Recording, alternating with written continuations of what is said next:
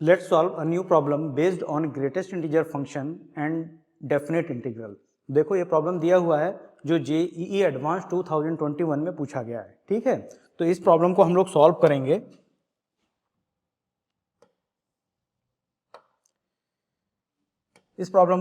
करेंगे। तो यहाँ पे हमें इंटीग्रेट किसको करना है, हमें इंटीग्रेट करके i की वैल्यू कैलकुलेट करनी है। हमें एक फंक्शन दिया हुआ है जो डिसकंटिन्यूअस फंक्शन है।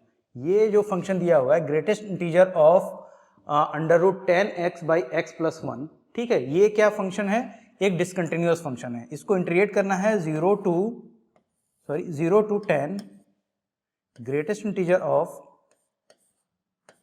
10x by x plus 1 dx, इसकी वैल्यू कैलकुलेट करनी है, ठीक है। तो पहली बात मैं बता देना चाहता हूं कि अगर कोई फंक्शन डिसकंटिन्यूअस है और उसको इंटीग्रेट करना है तो उस फंक्शन को हम तभी इंटीग्रेट कर पाएंगे जब हम क्या कर सकें, पॉइंट ऑफ डिसकंटिन्यूटी कैलकुलेट कर सकते हैं। यानी जब पॉइंट ऑफ डिसकंटिन्यूटी काउंटेबल हो तभी किसी डिसकंटिन्यूअस फंक्शन को इंटीग्रेट किया जा सकता है। तो ये जो फंक्शन दिया हुआ है, ये वाला जो फंक्शन दिया हुआ है, अगर ये क्या है, एक डिसकंटिन्यूअस फंक्शन है, क्योंकि ग्रेटेस्ट इंटीजर फंक्शन क्या होते हैं, डिसकंटिन्यूअस फंक्शन होते हैं। अगर इस फंक्शन की डिसकंटिन्यूटी 0 और 10 के बीच हम लोग काउंट कर पाएँ, यानी लोअर लिमिट 0 और अपर लिमिट 10 के बीच इसकी डिसकंटिन्यूटी काउंट कर पाएँ, तो इसको हम लोग इस फंक्शन को इंटीग्रेट कर सकते हैं। और कैसे इंटीग्रेट करेंगे, इस लिमिट या इस इंटीग्रेशन को पॉइंट ऑफ डिसकंटिन्यूटी पर ब्रेक करके। तो हमारा क्या सबसे पहले मोटिव होना चाहिए कि हमें कैलकुलेट क्या करना है, पॉइंट ऑफ डिसकंटिन्यूटी कैलकुलेट करना है, ठीक है। कि मतलब ये फंक्शन जो है वो किस किस पॉइंट पे डिसकंटिन्यूअस है, ठीक है। तो देखो हम लोग क्या कर लेते हैं, इस प्रॉब्लम को सॉल्व करने के लिए क्या करते हैं कि मैंने मान लिया f(x) is equals to 10x by x plus 1, ठीक। ब्रैकेट्स के अंदर जो ये फंक्शन दिया हुआ है, इस फंक्शन को मैंने f(x) मान लिया और इसके नेचर को मैं कैलकुलेट करूंगा, ठीक है। ये स्ट्रिक्टली इंक्रीजिंग है या स्ट्रिक्टली डिक्रीजिंग है। इस टाइप के जो प्रॉब्लम JEE मेंस या एडवांस में पूछे जाते हैं उसमें क्या होता है, या तो फंक्शन क्या होता है, ये इस ग्रेटेस्ट इंटीजर के अंदर जो ये ब्रैकेट के अंदर जो फंक्शन होता है, या तो वो स्ट्रिक्टली इंक्रीजिंग होता है या स्ट्रिक्टली डिक्रीजिंग होता है। इसको हम लोग चेक करेंगे कि ये फंक्शन क्या है, स्ट्रिक्टली इंक्रीजिंग है या स्ट्रिक्टली डिक्रीजिंग है। किसके लिए, लोअर लिमिट और अपर लिमिट के बीच, ठीक है। x की वैल्यू जब x बिलोंग्स टू 0 टू 10 के बीच हमें चेक करना है कि ये जो फंक्शन f(x) है वो स्ट्रिक्टली इंक्रीजिंग है या स्ट्रिक्टली डिक्रीजिंग है। तो अगर ये फंक्शन स्ट्रिक्टली इंक्रीजिंग होगा तो इसका फर्स्ट डेरिवेटिव क्या हो जाएगा, ग्रेटर देन 0 होगा। अगर ये फंक्शन स्ट्रिक्टली डिक्रीजिंग होगा तो इसका फर्स्ट डेरिवेटिव क्या होगा, लेस देन 0 होगा, ठीक, x की इन वैल्यूज के लिए। तो यहां पे इसको क्या करो, इसका फर्स्ट डेरिवेटिव कैलकुलेट कर लो। अगर मैं f(x) कैलकुलेट करूं तो ये क्या जाएगा, 1/2 √10x बाई x प्लस 1।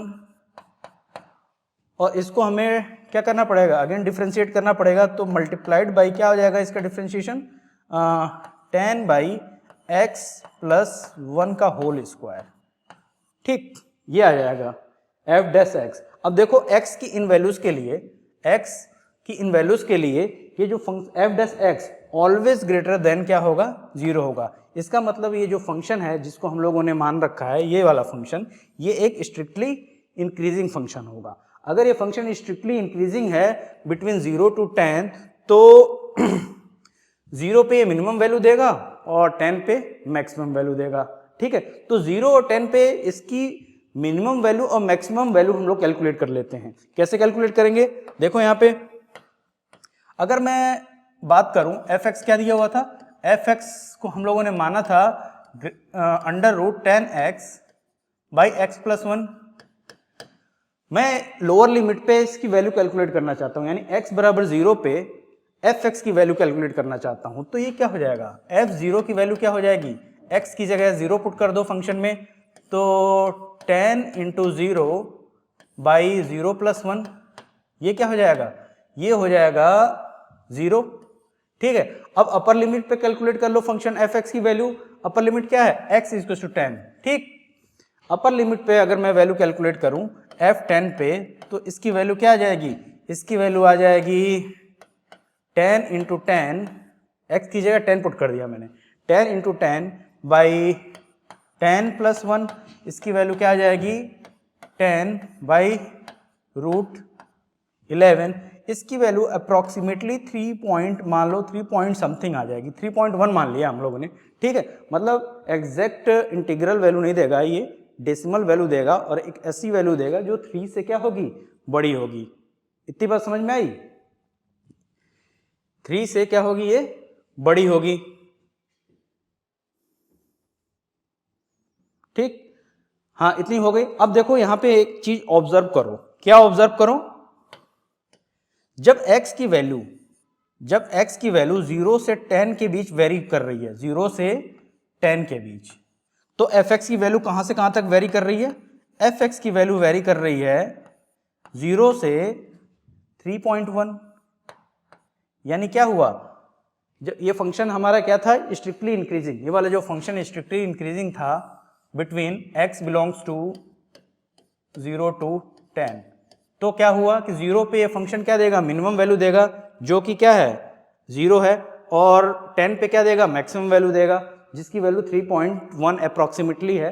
तो अब क्या करेंगे, हमें इंटीग्रेट किसको करना है, हमें इंटीग्रेट करना है, देखो यहाँ पे हमें इंटीग्रेट इस फंक्शन को करना है जो हम लोगों ने fx मान रखा है, fx के ग्रेटेस्ट इंटीजर वैल्यू को क्या करना है, हमें इंटीग्रेट करना है। हमने fx को क्या माना है, under root 10x by x plus 1, इसके ग्रेटेस्ट इंटीजर वैल्यू को हमें क्या करना है, इंटीग्रेट करना है। तो देखो fx की वैल्यू मैं क्या करूंगा, 0 और 3.1 के बीच कब कब इंटीजर आता है ये कैलकुलेट कर लूंगा। जैसे मान लो 0 और 3.1 के बीच एक इंटीजर होगा, एक इंटीजर वो 1 होगा, दूसरा इंटीजर 2 होगा, तीसरा इंटीजर 3 होगा। इतनी बात समझ में आई, ठीक है। अब देखो जब fx की वैल्यू 1 है तो हम x की वैल्यू कैलकुलेट कर सकते हैं या नहीं, जब fx की वैल्यू 2 है तो उस समय भी x की वैल्यू कैलकुलेट कर सकते हैं, जब fx की वैल्यू 3 है उस समय भी x की वैल्यू कैलकुलेट कर सकते हैं। कैसे कैलकुलेट करेंगे, जब fx की वैल्यू क्या है 1 है, यानी अंडर रूट 10x की value 10x by x plus 1 की वैल्यू जब 1 है, तो इस समय x की वैल्यू कैलकुलेट कर पाओगे, 10x by x plus 1 is equal to 1, तो यहाँ पे क्या हो जाएगा 10x is equal to x plus 1, तो यहाँ पे x की वैल्यू क्या हो जाएगी 1 बाई 9। इतनी बात समझ में आई, जब fx की वैल्यू 1 थी उस समय x की वैल्यू क्या हो जाएगी 1 बाई 9। अब देखो जब fx की वैल्यू 2 है, यहाँ fx की वैल्यू जब fx की वैल्यू 2 है उस समय x की वैल्यू हम लोग कैलकुलेट कर सकते हैं। कैसे कैलकुलेट करोगे, fx को 2 के बराबर पुट कर दो इज इक्वल टू 2, तो इससे क्या निकल के आ जाएगा 10x by x plus 1 is equal to 4, यानी 10x is equal to 4x plus 4 यानी 6x इज इक्वल टू 4, यानी x is equal to 2 by 3। यानी जब fx की वैल्यू क्या थी 2 थी तो x की वैल्यू 2 बाई 3 आई, तो यहाँ पे 2 बाई 3 लिख दो। ठीक, अब देखो fx की वैल्यू जब 3 है, fx की वैल्यू जब 3 है तो उस समय हम लोग x की वैल्यू कैलकुलेट कर सकते हैं। कैसे कैलकुलेट करेंगे, fx को 3 के बराबर पुट कर दो, fx की वैल्यू क्या थी root 10x by x plus 1 is equal to 3, यानी यहाँ से 10x बाई एक्स प्लस 1 की वैल्यू क्या आ जाएगी 9 आ जाएगी, प्लस 1 है ये। ठीक है, तो यहाँ से x की वैल्यू क्या आ जाएगी, ये 10x बाई 9x प्लस 1, और यहाँ से x की वैल्यू क्या आ जाएगी 9 आ जाएगी। ठीक, 9x प्लस 9, तो जब fx की वैल्यू 3 थी तो x की वैल्यू 9 आ गई। ठीक है, तो हमें x की अलग अलग वैल्यू पे fx की वैल्यू मिल गई। ठीक है, तो एक इसका हाइपोथेटिकल ग्राफ हम लोग ड्रॉ कर सकते हैं। कैसे ड्रॉ करेंगे, देखो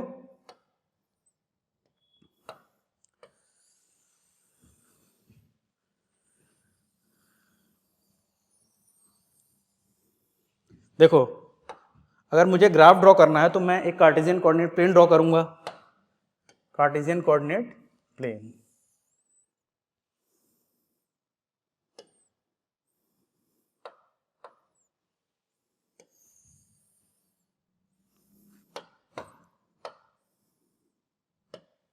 ये क्या है, एक्स एक्सिस है, ठीक है, और ये क्या है, वाई एक्सिस।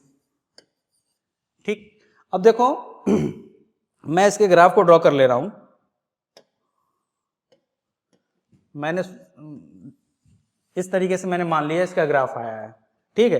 तो जब इस x की वैल्यू 0 है उस समय fx की वैल्यू क्या है, 0 है।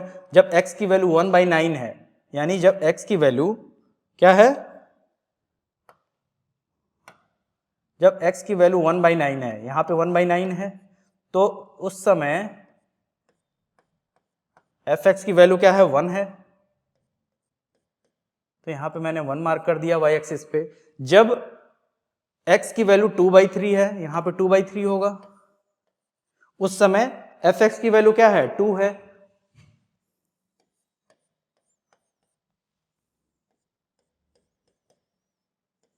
टू है, ठीक है।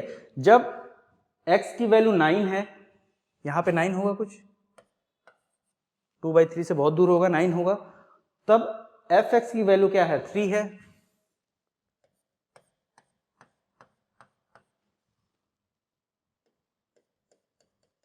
ये 3 मैंने मार्क कर दिया y एक्सिस पे। जब x की वैल्यू 10 है, यहाँ पे 10 होगा, तब fx की वैल्यू 3.1 है, अप्रोक्सीमेट वैल्यू है ये। यहाँ पे मैंने क्या कर दिया, 3.1 को मार्क कर दिया, ये पॉइंट 3.1 है, ठीक है। अब देखो हमें इंटीग्रेट किसको करना था, हमें इंटीग्रेट करना था, हमें i की वैल्यू कैलकुलेट करनी थी और इंटीग्रेट करना था 0 to 10 greatest integer of fx। हमने ग्राफ किसका ड्रॉ किया है, हमने ग्राफ अभी ड्रॉ किया है fx का, और इंटीग्रेट किसको करना है, ग्रेटेस्ट इंटीजर ऑफ fx का। तो हमें क्या करना पड़ेगा, हमें fx की ग्रेटेस्ट इंटीजर वैल्यू को कैलकुलेट करना पड़ेगा, ठीक है। तो देखो हम लोग कैसे कैलकुलेट कर पाएंगे, 0 से 1/9 के बीच, 0 से 1/9 के बीच जब x की वैल्यू वेरी करती है 0 से 1/9 के बीच, तो fx की वैल्यू 0 से 1 के बीच होती है, यानी fx की वैल्यू 1 से कम होती है। तो अगर fx की इस पोर्शन का 0 से 1/9 के बीच, इस पोर्शन का अगर हम लोग ग्रेटेस्ट इंटीजर लेंगे तो ये वैल्यू क्या आ जाएगी, 0 आएगी। इस पोर्शन का मतलब हमें fx का ग्रेटेस्ट इंटीजर वैल्यू कैलकुलेट करनी है x की अलग अलग इंटरवल के लिए, ठीक है। हमें ये कैलकुलेट करना है, fx दिया हुआ। अब x की वैल्यू जब 1/9 से 2/3 के बीच की बात करें, तो यहाँ पे देखो fx की वैल्यू 1 से 2 के बीच वेरी कर रही है। तो अगर ग्राफ के इस पोर्शन का हम लोग ग्रेटेस्ट इंटीजर लें तो क्या आ जाएगा, इसकी वैल्यू आएगी 1, ठीक है। कोई भी वैल्यू जब 1 से बड़ी होती है और 2 से छोटी होती है और उसका अगर हम लोग ग्रेटेस्ट इंटीजर लें तो क्या आती है, उसकी वैल्यू क्या आएगी, एक कांस्टेंट इंटीजर वैल्यू 1 मिलेगी। ऐसे ही जब x की वैल्यू 2/3 से बड़ी और 9/9 से छोटी होगी, यानी ग्राफ के इस पोर्शन का की मैं बात करूं, ठीक है, तो ग्राफ के इस पोर्शन के लिए fx की वैल्यू 2 से बड़ी है और 3 से क्या है, छोटी है।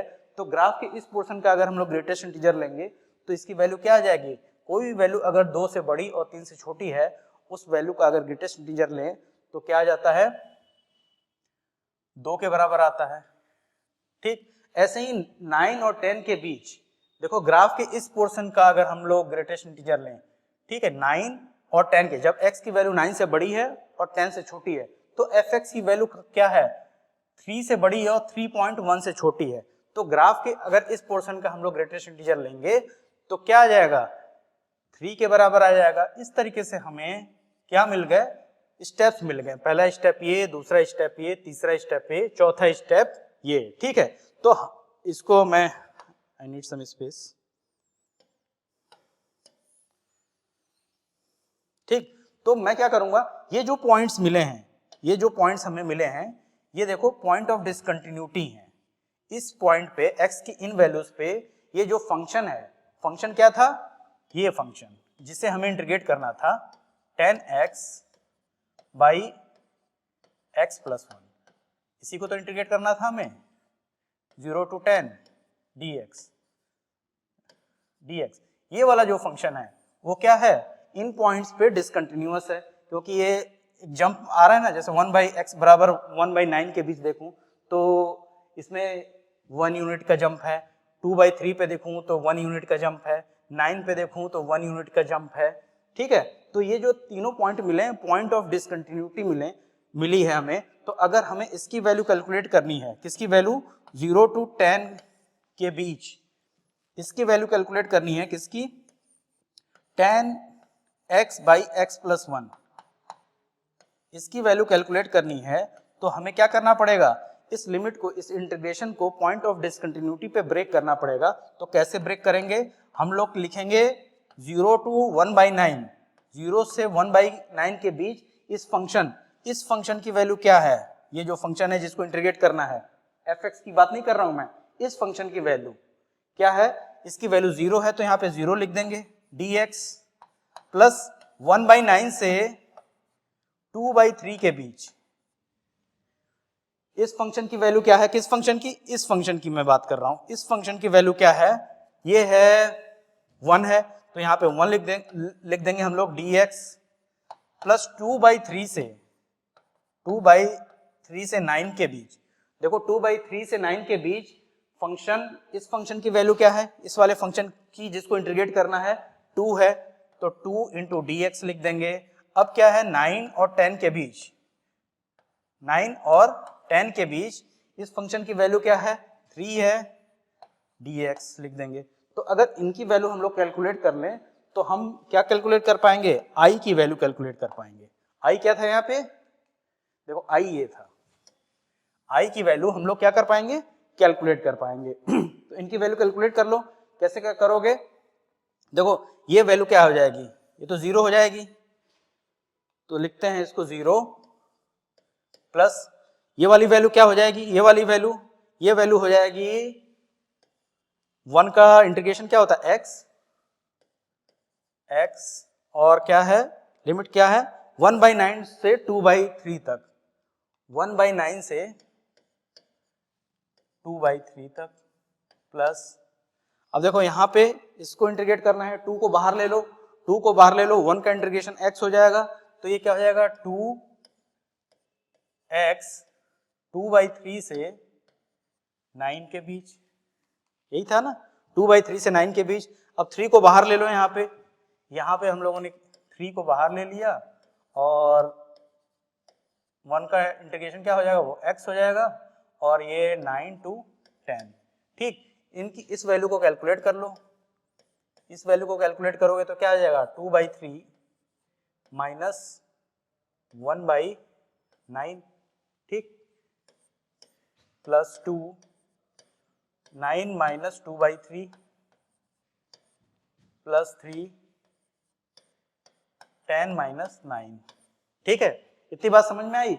इसको कैलकुलेट करोगे तो ये क्या आ जाएगा, नीचे 9 आ जाएगा और 5 आ जाएगा, प्लस 2 इंटू ये क्या आ जाएगा, 25 इंटू 3/9 आ जाएगा ये, प्लस 27/9 आ जाएगा ये। ठीक है, इतनी बात समझ में आई। अब क्या है, इसको सॉल्व करोगे तो ये क्या हो जाएगा, 5 प्लस 150 प्लस 27/9, इसकी वैल्यू क्या आ जाएगी, 182/9। आई की वैल्यू क्या आ गई, 182/9। हमें कैलकुलेट क्या करना था, 9i की वैल्यू कैलकुलेट करनी थी। 9i की वैल्यू क्या आ जाएगी, 182। ठीक, तो यही आपका क्या हो जाएगा, राइट आंसर हो जाएगा। देखो यहाँ पे कैलकुलेट क्या करना था, हमें 9i की वैल्यू कैलकुलेट करनी थी, 182 आपका आंसर हो जाएगा। देखो एक चीज और मैं बताना चाहता हूँ कि अगर मान लो तुम पॉइंट ऑफ डिसकंटिन्यूटी पर इस इंटीग्रेशन को ब्रेक नहीं करना चाहते हो, इस लिमिट को ब्रेक नहीं करना चाहते हो, तो क्या करोगे, एक और मेथड है, जैसे तुमने ग्राफ तो इसका ड्रॉ कर ही लिया, एक हाइपोथेटिकल ग्राफ है, एग्जैक्ट ग्राफ नहीं होगा ऐसा, ठीक है, हमने मान लिया fx का ग्राफ ये है, ठीक, और इसका भी ग्राफ तुम लोगों ने हमने ड्रॉ कर लिया है, किसका, इस फंक्शन का greatest integer of F x का भी ग्राफ ड्रॉ कर लिया है, कर लिया या नहीं? अब देखो इसका ग्राफ अगर ड्रॉ कर लिया है तो ये क्या देगा,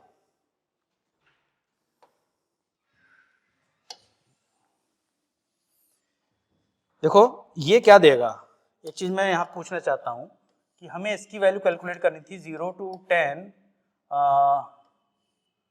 greatest integer of 10x by x plus 1 dx। ये एक एरिया देगा, एरिया कौन सा देगा, function lower limit upper limit area bounded by function lower limit upper limit and x axis, ये एक एरिया देगा। ठीक है, इतनी बात समझ में आई? तो अगर हम इन एरिया को कैलकुलेट कर लें, किन एरिया को, अगर हम इन एरिया की वैल्यू को कैलकुलेट कर लें, एक ये रेक्टेंगल मिल गया हमें, ठीक, एक ये रेक्टेंगल मिला है, एक ये रेक्टेंगल मिल गया। इन तीनों के एरिया को अगर हम लोग कैलकुलेट कर लें 0 to 10 के बीच, ठीक है, फंक्शन तो ये है तुम्हारा, function lower limit upper limit and x axis के बीच, इन एरिया की वैल्यू को अगर कैलकुलेट कर लें तो इस डेफिनेट इंटीग्रल की वैल्यू हम लोग कैलकुलेट कर पाएंगे। कैसे करेंगे, देखो इस रेक्टेंगल की एरिया की मैं बात करूं तो कैसे कैलकुलेट करोगे, आई नीड सम स्पेस। ठीक है, इस रेक्टेंगल की एरिया क्या हो जाएगा, इस रेक्टेंगल का एरिया क्या होगा बताओ, एरिया क्या होता है, विड्थ इनटू हाइट। विड्थ क्या है यहाँ पे 2/3 माइनस 1/9। हाइट क्या है इस रेक्टेंगल की, हाइट 1 है, ये हाइट है, ठीक है, मल्टीप्लाइड बाई 1 कर दिया।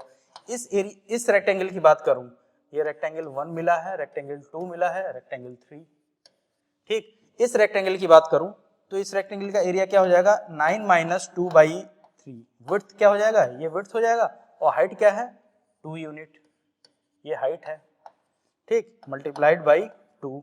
प्लस इस रेक्टेंगल की बात करूं तो इसकी विड्थ क्या हो जाएगी 10 माइनस 9, तो विड्थ क्या हो जाएगी 10 माइनस 9, और इसकी हाइट क्या हो जाएगी, इसकी हाइट हो जाएगी 3 यूनिट, ठीक। तो इसको भी अगर सॉल्व करोगे तो ये क्या हो जाएगा 182/9 आएगा, ठीक, आई की वैल्यू, यानी इस एरिया की वैल्यू क्या आ जाएगी, इस एरिया की वैल्यू 182/9 जो कि आई के बराबर है, और हमें 9i कैलकुलेट करना था, तो 9i की वैल्यू क्या हो जाएगी 182, ये आपका राइट आंसर हो जाएगा। तो ये मेथड भी एक है, इस मेथड से भी सॉल्व कर सकते हो आपको, ठीक है।